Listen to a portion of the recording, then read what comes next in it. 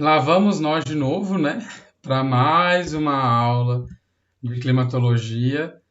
Vocês já devem estar cansados do assunto de falar de clima, mas eu prometo para vocês que só tem essa e mais outra, e aí a gente termina a parte de clima.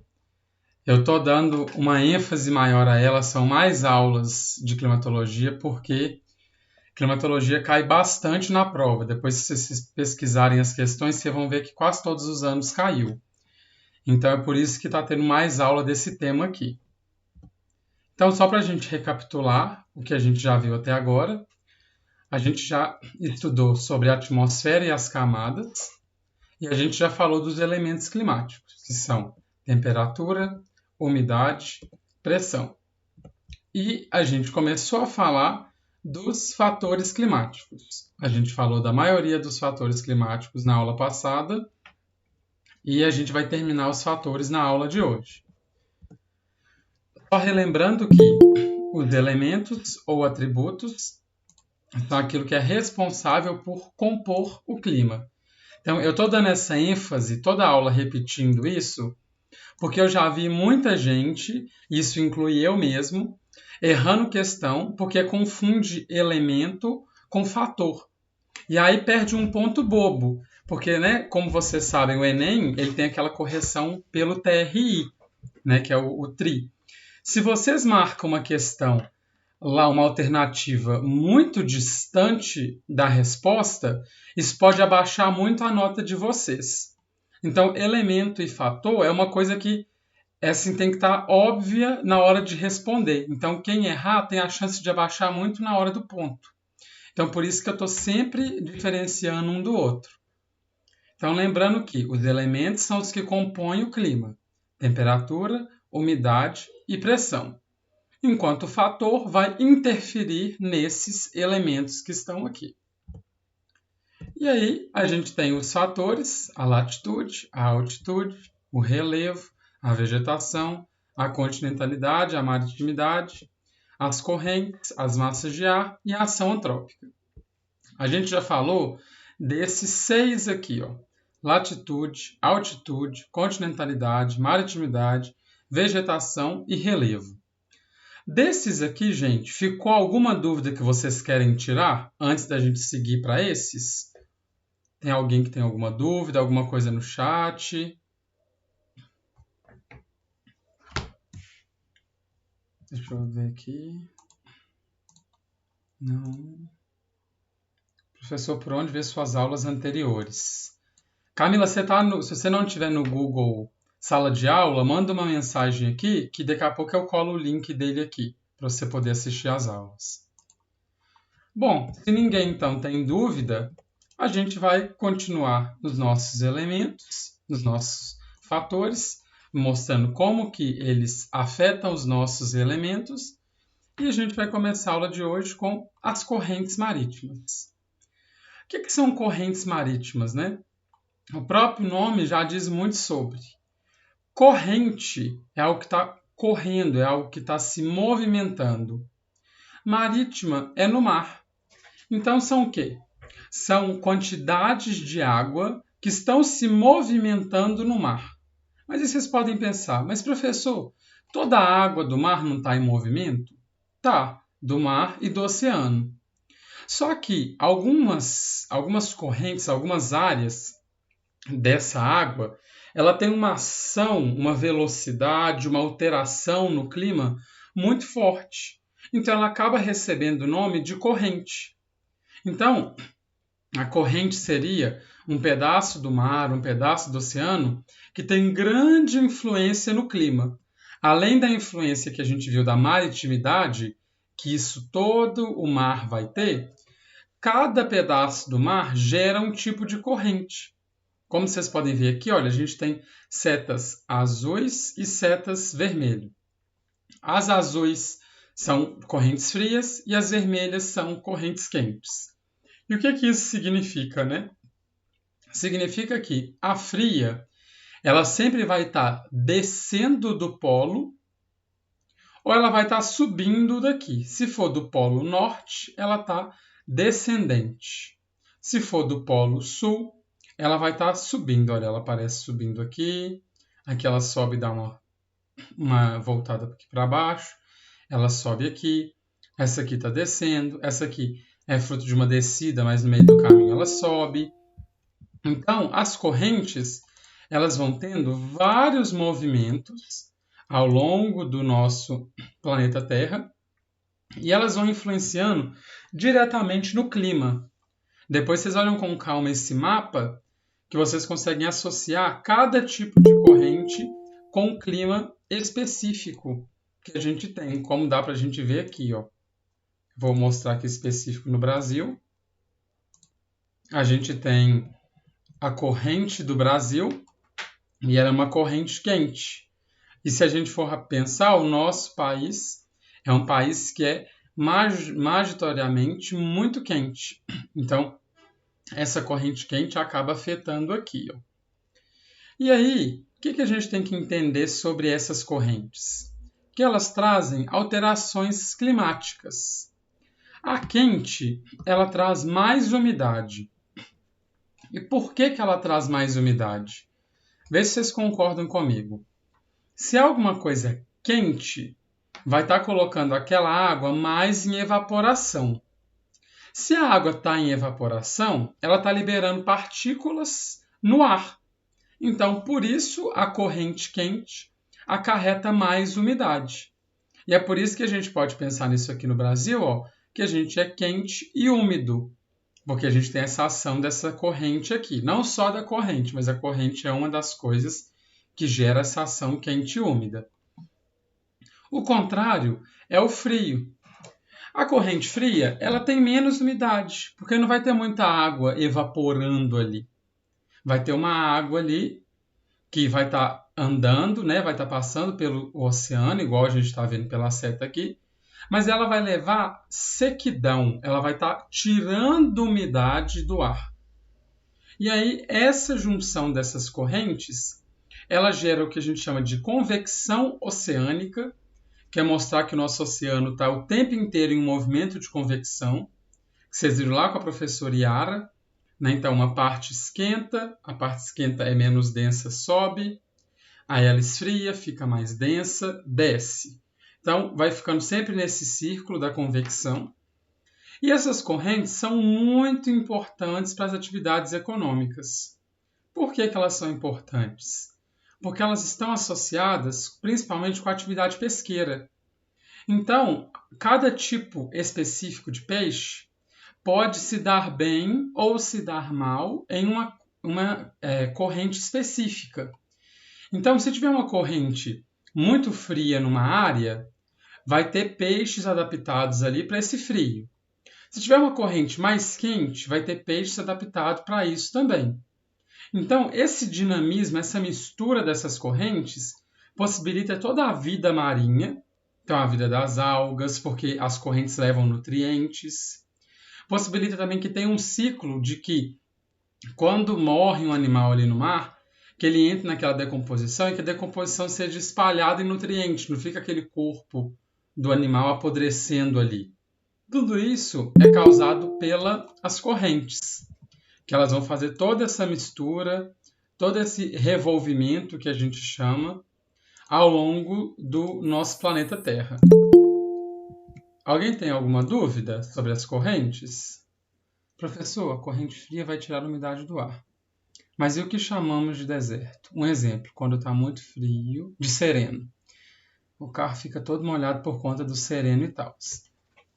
Ana, a corrente ela vai tirar a umidade do ar, por exemplo, e vai estar levando ali deixa eu dar um exemplo, dos desertos que a gente tem, um exemplo, o deserto do Saara e o nosso deserto do Atacama. Olha aqui. Olha a corrente fria de Humboldt passando aqui. Essa corrente fria está tirando a umidade dessa área costeira aqui da América do Sul e ela acaba fazendo um deserto frio. Enquanto aqui, onde está na linha do Saara, apesar da gente ter uma corrente quente bem rente aqui, a gente tem uma corrente fria também que está passando aqui e está removendo. Então, a corrente fria ela está associada à formação dos desertos que a gente tem no mundo. porque ela está retirando a umidade do ar ali, então está criando uma área de clima mais desértico.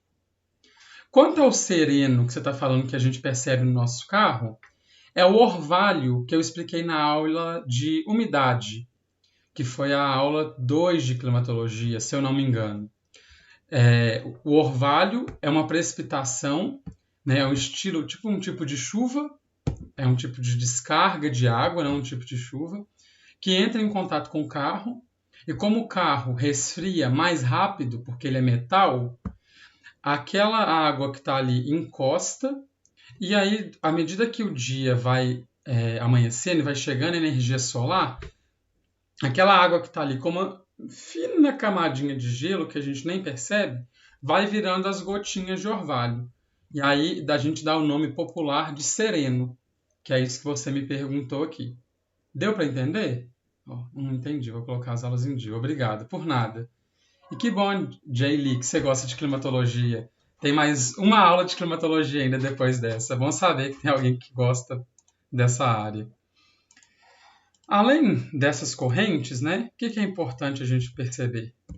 Esse mapa geral da associação dos climas, onde a gente tem cada clima, a gente tem climas aqui divididos por quente, seco, temperado e frio. E aí, tudo sendo associado pelas correntes marítimas que estão aqui. Além das correntes do mar, a gente também tem o que a gente podia chamar de correntes do ar, mas a gente não chama de corrente, a gente chama de massas de ar. O que são massas de ar? É o mesmo princípio das correntes marítimas. É uma quantidade de ar que tem característica própria, que tem associação com o local de origem. Então, o que significa isso, associação com o local de origem?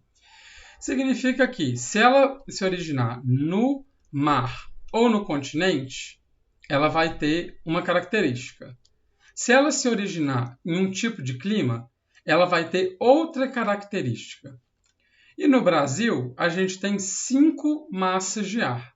A gente tem a equatorial atlântica, a equatorial continental, tropical atlântica, tropical continental e polar atlântica. Eu fiz esse slide para a gente interagir, então quem quiser abrir e responder, eu vou estar mexendo nele aqui para a gente entender como que identifica cada uma dessas massas sem precisar de decorar. Começando do equatorial. Gente, o que vocês acham do equatorial, o Equador? Ele é quente ou ele é frio? Alguém sabe? Quente. Quente. Aonde que o equatorial aparece aqui? Vocês percebem que é a segunda letra? Aqui, olha. A gente tem, na hora de definir uma massa, a gente tem o M, que significa massa, o E, que é o clima que ela veio, e o A, se ela veio do oceano ou se ela veio do continente. Para a gente responder qualquer questão de massa, a gente primeiro vai ignorar todos os M's. Para a gente não importa o M, porque a gente já sabe que é uma massa de ar. O que importa é a gente entender cada uma dessas letrinhas aqui.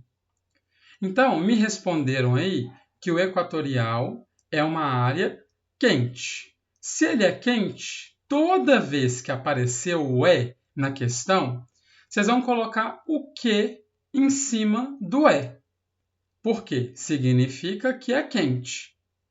O A aqui significa que veio do Oceano Atlântico.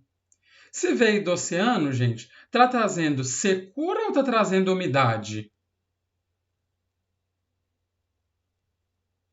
Alguém sabe? Umidade. Umidade. Porque se está vindo da água, a água está carregando umidade aqui para dentro. Então, vocês vão colocar o U de úmida. A mesma coisa da equatorial continental. Repete o Q, que vai estar aqui. E aqui a gente tem o C de continente. Vocês acham que o continente traz umidade ou ele traz secura? O que vocês acham que é mais? Quem traz mais umidade? O oceano ou continente? O continente? Por que o continente traz mais umidade do que o mar?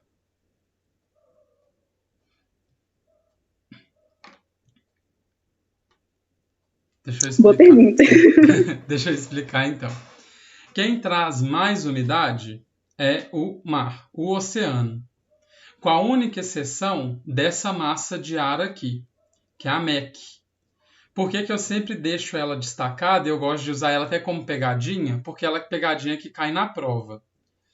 Toda massa continental, ela vai estar trazendo secura para a área, menos a equatorial continental. Porque vocês concordam comigo que o Equador é a área mais úmida do país, porque é a área que recebe mais chuva? Se ela é a área que traz mais chuva, ela vai ser então a área que vai ter uma massa muito úmida. Diferente de quando a gente fala da massa tropical atlântica. Ela também é quente, porque ela está nos trópicos, onde recebe calor, e ela também vai estar como úmida, por causa do ar do Oceano Atlântico. Tropical continental, quente e seca. E a polar atlântica é a única fria. Fria e úmida. Então, assim a gente tem tudo que eu anotei aqui. É só um macete para vocês pegarem quando vocês forem responder as questões sobre massas de ar. Sempre interpretem a letra. A única letra que vai trazer frio é a letra P. E o A geralmente traz umidade e o C geralmente vai trazer secura, com exceção se o C está na massa equatorial, que é onde vai vir umidade por conta da área do Equador. E aí, a gente tem que entender como é que essas massas são distribuídas no Brasil. A gente tem, no inverno, as 5 massas de ar. Olha, a tropical continental aqui, a polar aqui, a polar atlântica, a tropical atlântica, a equatorial atlântica e a equatorial continental. Dá para a gente ver que se a gente fosse analisar só por massas de ar, a gente podia dividir o nosso clima do Brasil em 5 climas diferentes, pela dominância dessas massas. Mas só dá para a gente fazer isso no inverno, porque quando a gente entra no verão, a massa polar desaparece. Então, o que significa isso?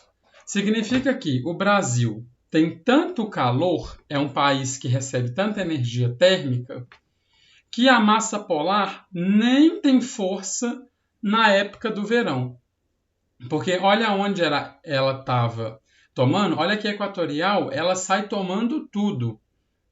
Ela afeta quase o país inteiro, ela só não chega na região sul.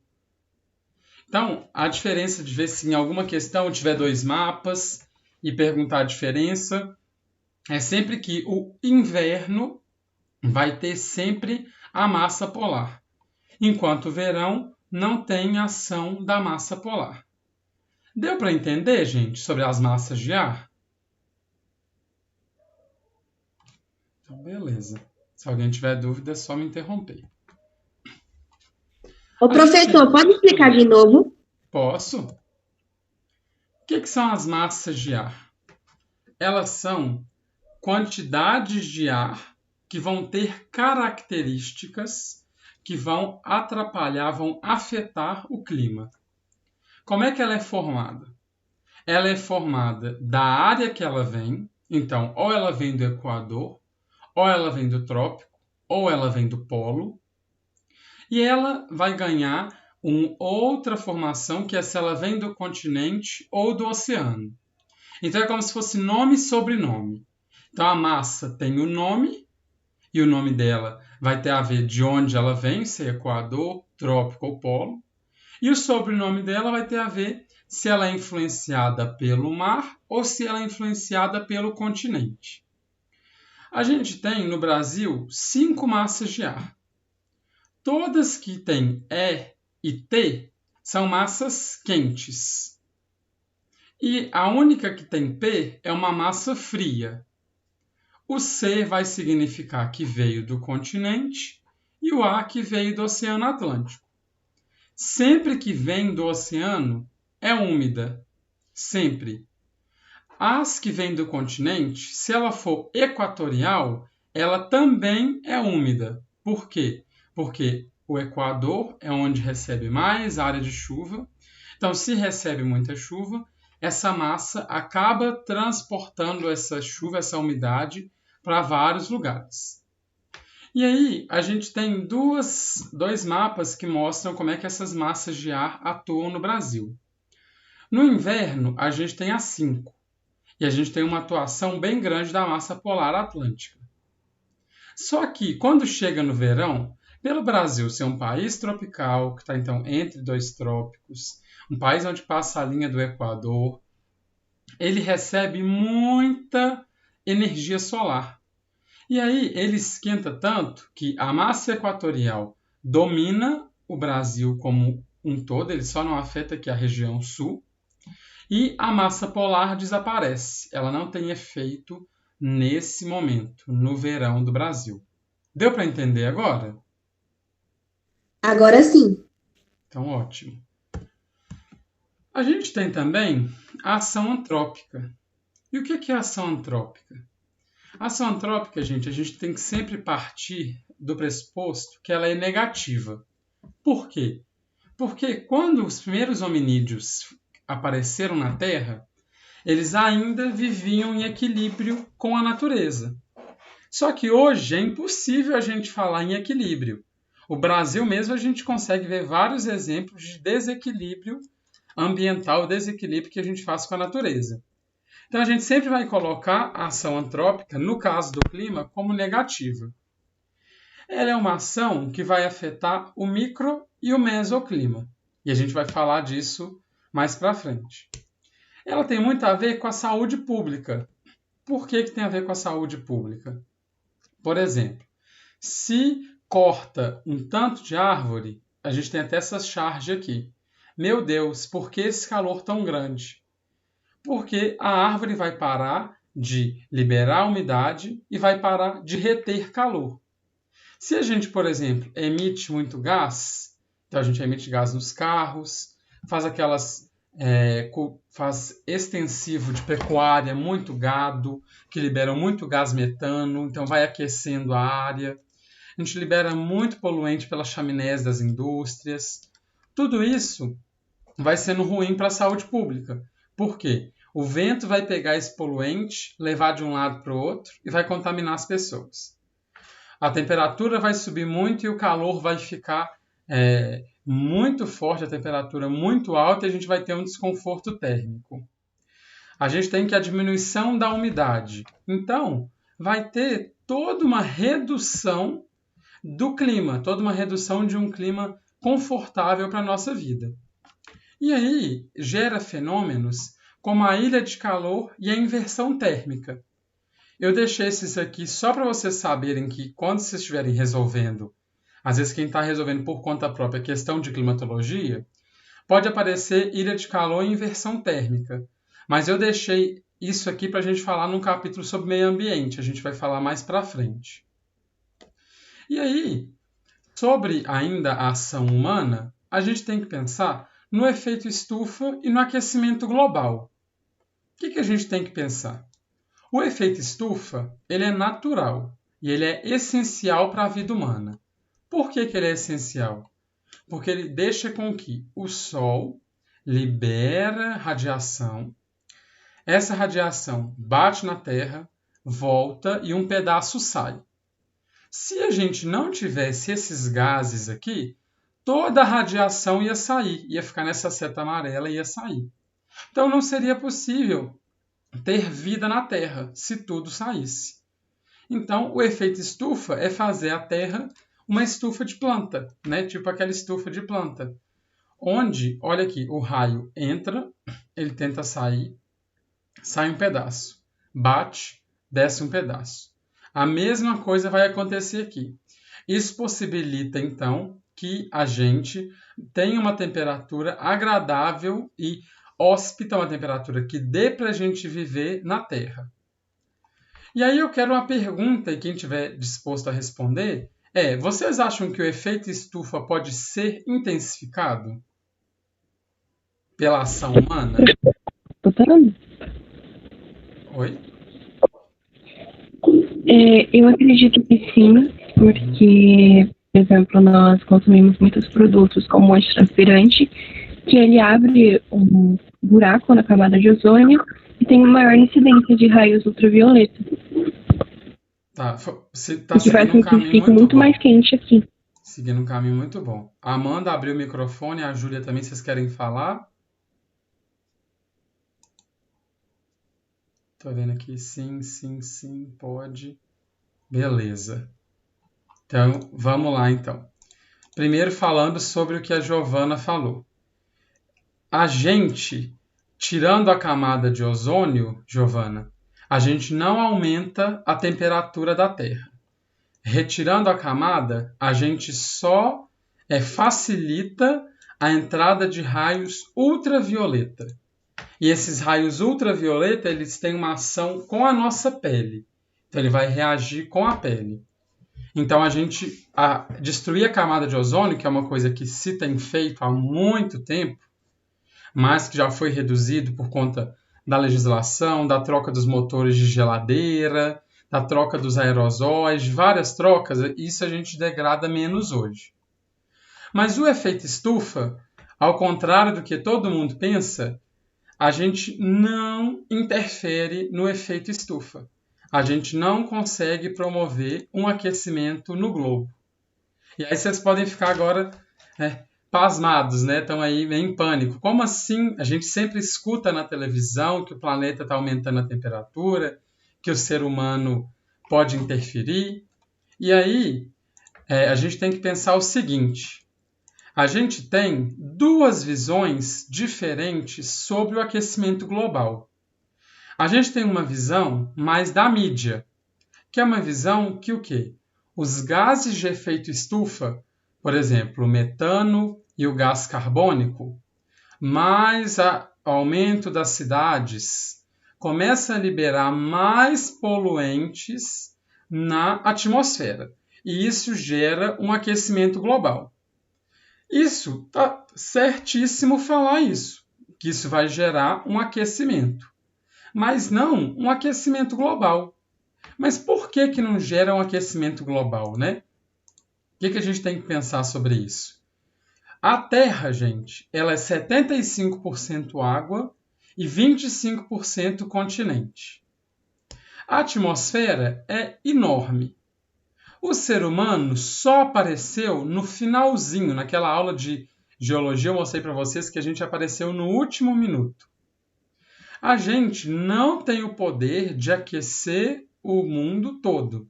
Por exemplo, se a Maria Odete botar um fogo ali na casa dela, não vai aquecer o mundo inteiro, apesar do que a gente pensa de colocar ali, que vai estar indo para a atmosfera. De fato, vai estar subindo poluente, vai estar subindo gás carbônico, vai estar subindo outros gases, mas não sobe a ponto de afetar o mundo todo. Por quê? Porque a gente é ínfimo. O ser humano, na questão do clima, a gente quase não é nada, gente. Se o clima amanhã acordar tudo esquisito, então vai ter muita chuva, as placas tectônicas vão ter uma reviravolta, vai ter vulcão em erupção. Gente, varre a vida humana sim, ó. A vida humana é a primeira a ser varrida. Então, por isso, a gente não afeta o globo como um todo. A gente só consegue afetar local e regional. Aí sim a gente afeta. Então, a Maria Odete foi lá e pôs fogo, a vizinha vai ficar com muita raiva, porque vai estar o calor aumentando ali no entorno da casa dela. E se na cidade igual eu moro em Contagem, que é uma cidade que foi desenvolvida para ser um parque industrial aqui de Belo Horizonte. Como tinha muita chaminé liberando calor, esquentou toda a região no entorno de Contagem. Então, esquentou uma região média. Mas vocês concordam que a chaminé de Contagem não vai esquentar, por exemplo, Praia Grande, onde a Júlia mora? a Júlia não está sentindo o calor que eu estou sentindo por conta das chaminés. Porque o efeito do ser humano, ele é muito relativo. A gente não consegue afetar grandes áreas em termos climáticos. Então, não se pode falar de um aquecimento global antrópico, que é o nome que geralmente dá. O ser humano sozinho não tem esse poder de aquecer o planeta. E aí, a gente tem provas disso, que são o quê? É uma visão defendida pelos naturalistas, aqui entram os cientistas, os geógrafos, eu me enquadro aqui no meio, todo mundo que faz geografia, que estudou sobre o aquecimento global, que o clima ele só é determinado por fatores internos e externos, o clima do mundo todo. E aí, o que seriam os fatores internos? Tudo que a gente falou. Relevo, seria vegetação. Externo, o Sol. Para aquecer o nosso planeta, gente, é só se a gente colocar mais um Sol no nosso planeta. E isso não é possível, a gente não simplesmente escolhe ter um Sol. Então, não tem como a temperatura aumentar do nada, porque a gente só tem um Sol. E esse Sol, ele tem um ciclo, que a gente está falando de atividade solar, onde em alguns momentos ele tem mais explosões. Quando ele tem mais explosões, ele manda mais calor para a Terra, porque é a gente que está captando o calor dele. Então, não é um efeito humano. E aí, a gente tem duas coisas que eu deixei em interrogação aqui, porque é o seguinte, eu acho muito difícil cobrar aquecimento global na prova, pelo fato de ter uma ideia da mídia e uma ideia que é promovida em outros espaços. Eu nunca vi questão de aquecimento global contrapondo uma ideia com a outra.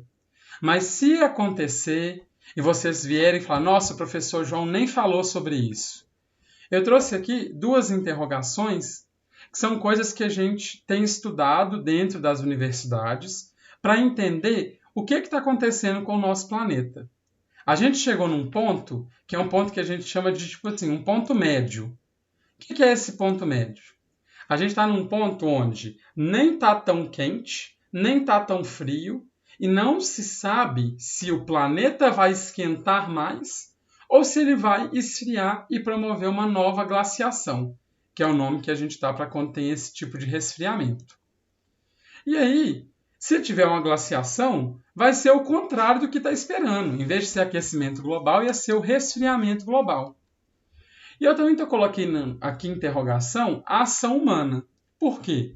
Já sabe que a gente não afeta o mundo como um todo. A macroescala não é afetada. Mas ainda estão medindo quanto que o ser humano afeta direto no clima, para poder chegar num valor exato de quantas atividades humanas alteram esse clima. Deu para entender, gente? Alguém tem alguma dúvida? Sim? Professor, Oi. assim, é que eu fiz uma redação sobre meio ambiente, eu acho que eu coloquei algumas coisas erradas. Tipo assim, o ser humano, ele não afeta diretamente no aquecimento global, não é isso? Exatamente. Uhum. Então, o que afetaria, assim, diretamente, que eu poderia colocar numa redação como argumento, né, no caso? Em relação ao aquecimento global, Isso. ele é um fenômeno natural. A questão é o seguinte, ou você vai defender a ideia, assim, eu acho que não cairia um tema sobre esse, mas se tiver, eu imagino que vai dar 3 textos motivadores e vai ter um texto falando que o ser humano provoca o aquecimento global e um outro texto falando que o aquecimento global é natural. E aí, cabe a você dar o caminho que você quer seguir para esse texto. Então, assim, os corretores de redação, se você argumentar, se você colocar bons argumentos, ele vai aceitar e não vai anular a sua redação por conta disso. Mas se a gente pensar na questão de geografia, que pode cair na prova, já seria uma questão que o aquecimento global por geógrafos é natural. Então, por isso que tem que saber essa diferença. Mas, assim, eu duvido que vai cair por ser um tema muito controverso falar de aquecimento global. E se cair, ou você tiver em dúvida de falar, então o ser humano não traz aquecimento global. realmente, o global ele não gera, mas ele gera o local e o regional. Então, se você, por exemplo, igual o mesmo exemplo que eu dei, se colocar fogo, você vai estar agravando uma coisa que já está aquecendo. Mas já está aquecendo. A Terra, por si própria, está recebendo a luz solar e ela mesma está se aquecendo. Deu para entender? Deu sim, obrigada. E aí é bem isso mesmo. Então, assim, uma dica, gente, para quando vocês forem se cair esse tema de redação escolha o mais fácil de vocês falarem. Então, se é mais fácil levar falando sobre os argumentos que a mídia deu, que vocês têm mais repertório, coloquem esse. Depois vocês até confirmam com a professora de redação, mas ela vai dar a mesma dica que eu estou dando. Mas se cair na geografia, esse tipo de questão, não pode colocar aquele antrópico, porque a gente sozinho não consegue causar isso. Isso dá um nó na cabeça, né? Eu, quando aprendi isso, dei um nó de pensar que a gente sempre escuta que é só o ser humano, mas essa é uma coisa que não é do ser humano. O ser humano está intensificando. Beleza? Professor? Oi. Então, eu vi um negócio que falava bem assim, que a cada ano que passa, a média da temperatura está ficando mais alta. Então, é devido ao aquecimento regional. É o aquecimento natural da Terra. De fato, a nossa Terra está ficando cada ano com a temperatura mais alta. Mas aí a gente não sabe se está subindo a temperatura toda para chegar num momento de muito aquecimento ou se está subindo e vai ter um rebaixamento do nada. Porque todas as vezes que teve era do gelo, momentos de muito gelo no nosso planeta, foi um tanto de temperatura subindo ano após ano e do nada essa temperatura caía. Então pode ser, gente, que daqui, vamos supor, 10 anos, a gente vai estar vendo temperaturas muito mais frias do que a gente está vivendo hoje. Entendeu? Entendi, obrigada. Por nada. E aí, gente, para a gente chegar no finalmente da aula de hoje, a gente tem os tipos de chuva. O que são os tipos de chuva? A gente tem a chuva convectiva, a chuva frontal e a chuva orográfica. Aqui, a única que é nova para vocês é a frontal, porque a convecção eu já expliquei e a orográfica eu também já expliquei. Mas a gente vai entrar em uma por uma agora. A convectiva, o que significa? O que ela é? Ela é uma chuva, gente, que demanda muita energia. Ela é mais comum de acontecer no verão, à exceção da linha do Equador. Ela é mais comum aqui na região sudeste, na região centro-oeste, até na região sul. Ela tem mais força no verão. E aí, o que acontece? Vai gerando, ao longo do dia, o Sol vai liberando energia. Essa energia que ele vai liberando vai voltando lá para cima, porque ela não vai ficar sendo absorvida só pelo asfalto. Uma hora o asfalto vai liberar tudo. Quando ela faz isso, ela vai girando, ela vai fazendo uma convecção no ar. Então, o ar que está frio, esquenta, sobe, esfria, desce e fica dando esse giro. Quando dá esse giro, que a gente dá o nome de convecção, vai formando uma nuvem muito grande na vertical. Ela é uma nuvem grande, vocês não têm ideia do comprimento que ela pode chegar. Ela pode chegar até 80 metros de altura, de tanto que ela vai estar subindo, né? Estilo uma nuvem de chapéu, que a gente chama. E aí, ela é conhecida como a chuva de fim de tarde, que é aquela chuva, gente, que principalmente aí, quem saía da escola no horário da tarde, quem voltava do serviço, pegava aquela chuva e ficava todo molhado e falava: nossa, eu já estou tão cansado e agora eu estou todo ensopado, porque é uma chuva que é do nada. A gente simplesmente, no fim da tarde, ela acontece. E essa chuva convectiva, ela é muito comum na região do Equador. Então, todos os dias na Amazônia chove por conta desse poder da convecção. E ela é uma chuva local, ela é só numa região específica. A gente também tem a chuva orográfica. Essa aí vai do nome, eu falei isso na última aula, mas lembrando da Aurora dos X-Men, quem gosta de X-Men, a Tempestade, o nome dela veio disso. Porque é uma barreira física. Então, é uma barreira criada por um orógeno, que é um movimento de placas tectônicas, vai criar uma forma de relevo, onde a nuvem não vai ter força suficiente para passar. Então, para a nuvem conseguir passar, ela tem que desaguar, ela tem que liberar a água para ela continuar subindo a atmosfera. Ela é uma chuva de média duração e a gente chama ela de chuva de vertente. E o que é uma vertente? É só um lado. Ela geralmente vai pegar predominantemente um lado da montanha. Olha aqui, ela se concentra mais deste lado. Aqui ela pega só um pouquinho. E a gente tem o último tipo, que é a chuva frontal. O que é a chuva frontal? Ela é o choque de frentes. Ela é de longa duração e ela é a chuva de frio. O que significa isso, hein, gente? Significa o seguinte, algumas massas de ar, elas podem ter ainda características mais individuais. E aí a gente dá o nome de frente. As frentes eu vou mandar como material complementar para vocês.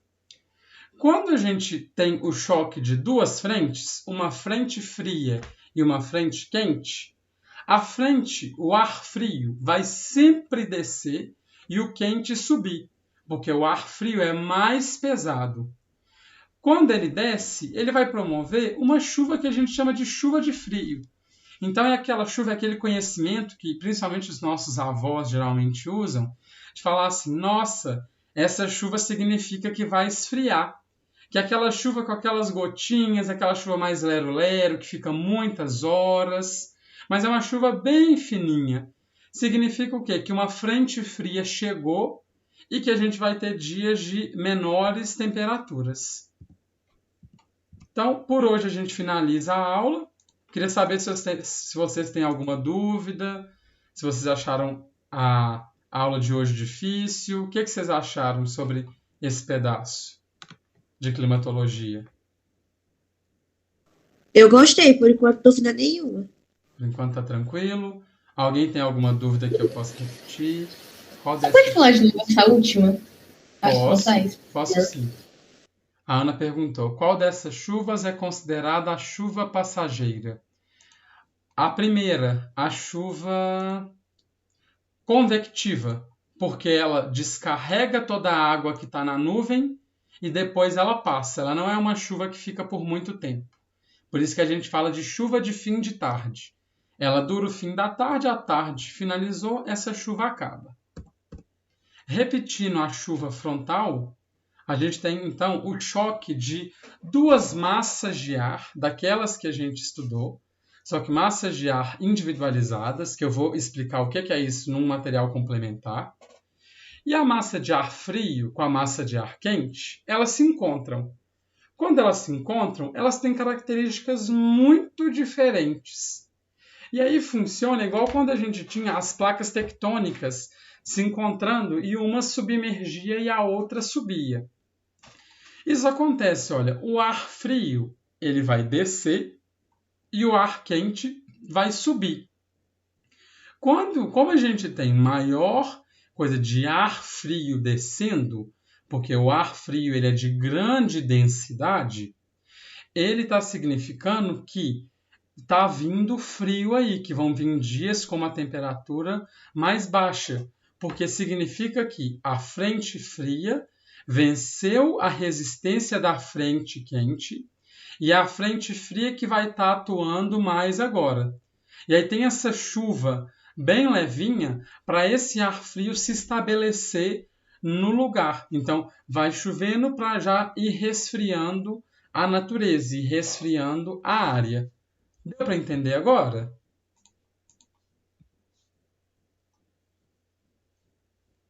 Sim, obrigada. Achei. Beleza. Então, gente, eu vou colocar aqui agora a atividade para vocês fazerem de climatologia 4. Deixa eu ver aqui, alguém mandou mensagem. Beleza, atividade de climatologia 4, que é sobre a aula de hoje. A gente vai seguindo sempre falando sobre climatologia por mais uma aula. E aí, depois que a gente terminar a climatologia, a gente troca o tema, viu? Eu imagino que vocês já devem estar bem cansados do tema de climatologia já, mas só para quem não estava aqui no início, só ressaltando, é um tema que cai bastante na prova, então vocês podem perceber que quase todas as questões que eu trouxe até agora são do próprio Enem. Então, é um tema que eu tenho que ficar mais tempo por conta disso. E aí, para quem ainda não entrou na sala de aula de geografia, eu vou gerar aqui o convite agora. E aí vocês podem entrar e podem interagir comigo lá. Eu vou postar essa aula até hoje. Até o final do dia, essa aula vai ter subido. E eu também vou postar esse Google Formulário lá também para vocês responderem. Então, a gente pode fechar a aula de hoje? Vocês querem falar mais alguma coisa? Quer tirar alguma dúvida? Sobre o Enem, professor. Climatologia, ele cobra muito no Enem também? Climatologia cai quase todos os anos no Enem. Se eu não me engano, nos últimos 10 anos, só não caiu em 2 anos. Então, cai bastante no Enem, e não só na primeira aplicação. Já vi na primeira, já vi questão da segunda, já vi questão do Enem prisional. No Enem, todos os tipos de Enem cobram climatologia. Na geografia, cai muito climatologia, solos, questões ambientais, por isso que toda aula eu trago uma questão ambiental diferente, e cai muito geografia agrária. Então, são os temas que a gente vai ter mais aulas, porque esses são os temas que mais caem. A Camila mandou aqui, tem um monte de aula para ver. Até agora, a gente só falou dos que mais caem de climatologia, Camila. As outras a gente falou porque também caem no Enem, mas não caem tanto quanto essas matérias que eu estou destacando e reservei mais aula.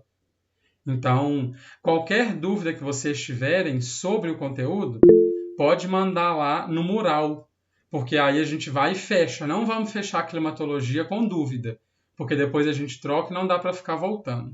Tá bom? Um abraço para vocês, bom final de semana, eu posto a aula para vocês e até semana que vem.